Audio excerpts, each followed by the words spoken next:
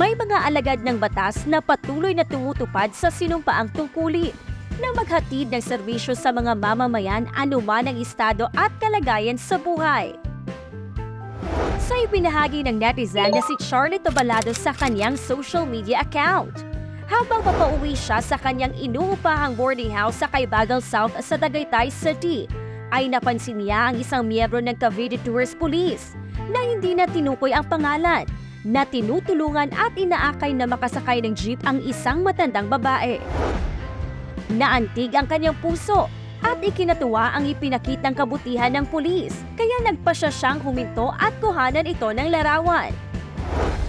Maging tayo sa Good Morning Kuya ay sumasaludo sa ginawang pagmamalasakit ng ihemplong Cavite Tourist Police na talagang masasabi nating something good.